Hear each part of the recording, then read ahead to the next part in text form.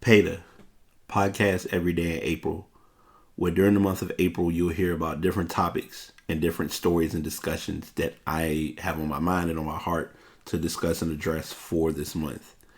It may be sports related, it may be stuff related. You may even hear some guests on the show that you may haven't even seen or heard from me addressing on the show.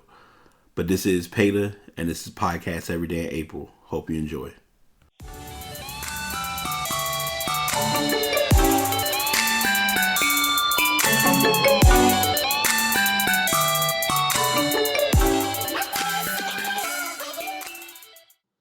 Episode 177 of The Pass is here.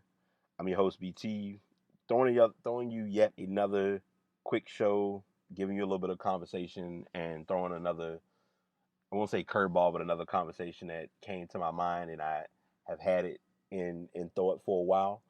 Um, Hope everyone's doing well on this beautiful and lovely Saturday afternoon. I'm gonna go ahead and just hit y'all with the reality, and this is gonna kind of be a little different for me. Have you or are you aware of what the elevator pitch is? Think about that for a little bit, and then I'm gonna throw you some knowledge. So, in case you may or may not know, the elevator pitch is a what they call a quick presentation that you want to give to a client or a person when you're on an elevator ride. Typically, the average elevator ride, is most cases, we would assume goes from the bottom floor to whatever the top floor is that you're trying to get to as far as your location. To put it mildly, lot of times you hear the term it's a sales pitch. It is a sales pitch. But the difference is, and this is, so I'm doing this story today, and tomorrow I'm going to give you kind of an add-on to it to really get people's minds to think about this. You're trying to pitch and sell something. Most times it's something, a lot of times it's someone. And it can usually be a very brief spill. Now, the assumption is that when you do it, obviously you're trying to think as if you're on an elevator, but a lot of times, not all elevator rides are as short or as long as the allotted time frame that is kind of proceed with it.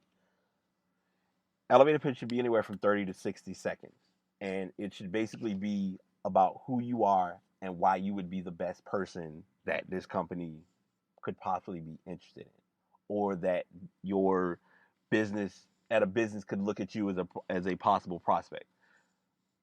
I'm gonna kind of throw it in the sales curveball as far as with web design, graphic design, and networking.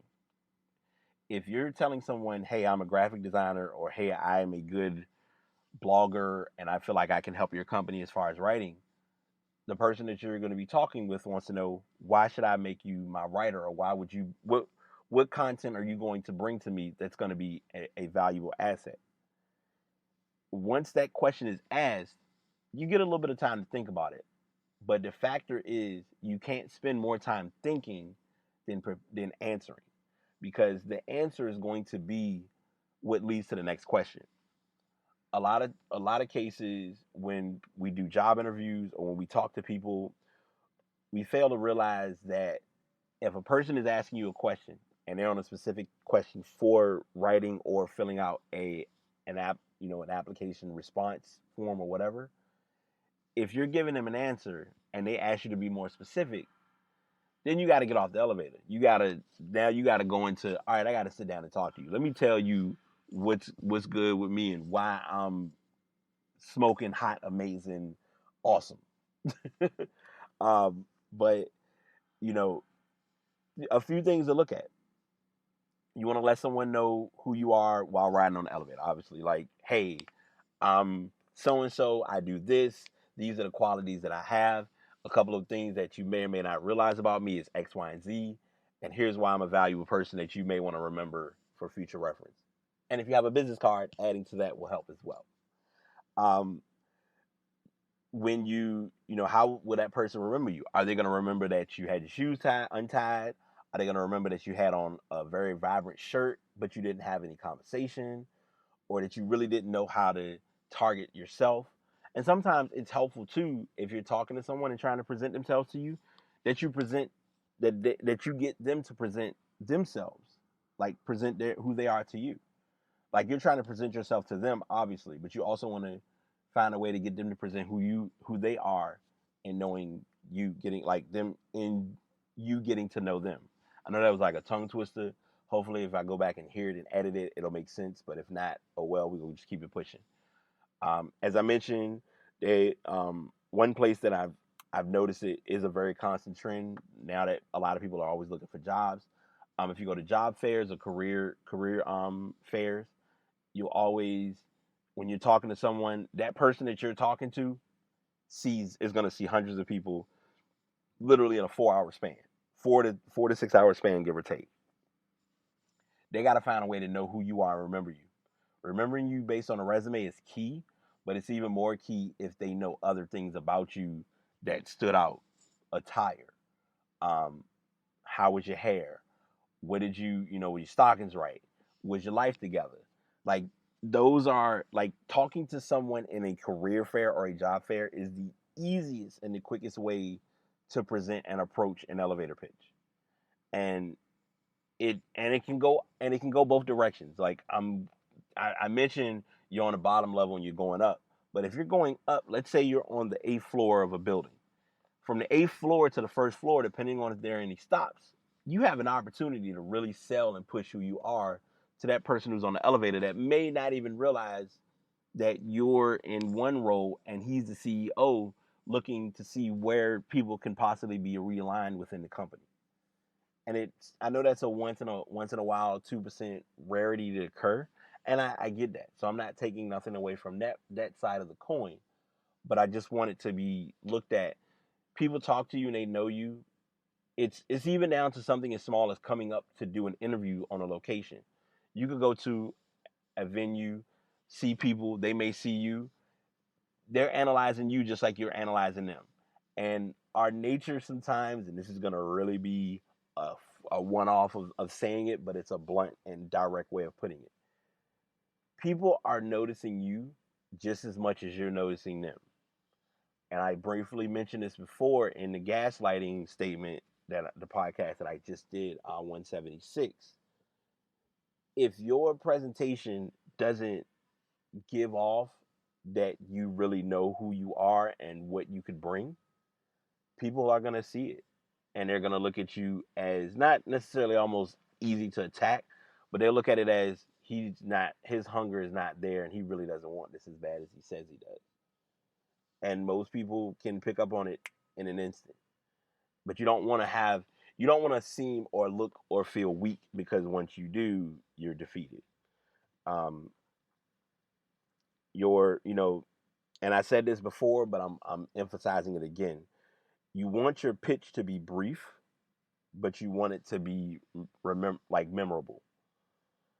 Um, and I have an article here, and I'll make sure I share this in the show notes as well. I'm gonna go ahead and favorite it because I know I always forget stuff.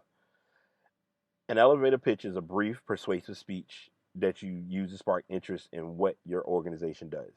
You can also use them to create interest in a project, an idea, or a product, or in yourself. A good elevator pitch should last no longer than a short elevator ride of 20 to 30 seconds, hence the name. So they say 20 to 30 seconds. Sometimes it can go longer, because if you're in a different environment, like especially say a job fair, you may have more time and you can talk about more things. And also another thing that is going to really be a key factor it's probably in this article, but like I said, I'm going to share it with you. Read it, break it down, and utilize it to your full advantage.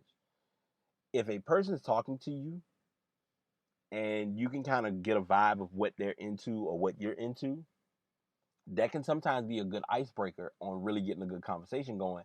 That could break away from that elevator that elevator pitch that you initially are presenting. Now it's, hey, I want to formally talk to you and really have like an offline conversation. And I've talked about this before on podcasts, and I'm going to share it now because I really want this to be important. When you're in a conversation with someone to present an elevator pitch, you got to be online. You got to be ready. Because if you even seem like you're away or you're offline or you're disinterested, a person can read it from a mile away. People can smell BS when it's there. Just want to give you that open, honest, transparent approach to that. So to fully summarize this, I said 30 to 60, so I'm making sure I give you the right numbers. It's 20 to 30 seconds. Brief pitch of who you are. It doesn't primarily apply to sales. It could be projects, requests, ideas, things to get someone to know, hey, this person left a good thought on my heart, on my mind. And if you're gonna sell it, sell it. Don't. If you're gonna push it, push it. Don't partially push, because you don't want to look like you're giving the good effort, but the effort's in vain. So give your elevator pitch. Let people know who you are, because that lasting impression could be key. And most importantly, if you got a business card or if you got a way of selling and pushing who you are, give that as the closing sale, and get that person to be intrigued by what you have and what you could possibly offer down the line. As always, thank y'all for tuning in. If I don't say it enough, continue to listen to the shows. They are uploaded on the past. I'm also giving you options to look at the iTunes link as well. So if you're able to go to that iTunes link, it's appreciated. Leave a review, subscribe if you haven't already. Give me some feedback. I want to make this a great show for my listeners. And with that being said, the past signing out, episode 177 closing. Y'all take it easy. The one point of the show I don't like to reach, but every show must have an ending. So you have made it to the end of yet another episode of the podcast Every Day in April. Continue to tune in. These will be going on from April the 1st until April the 30th. And I will guarantee you that there will be plenty of content and more than enough information to share and address during this show. Thanks for tuning in.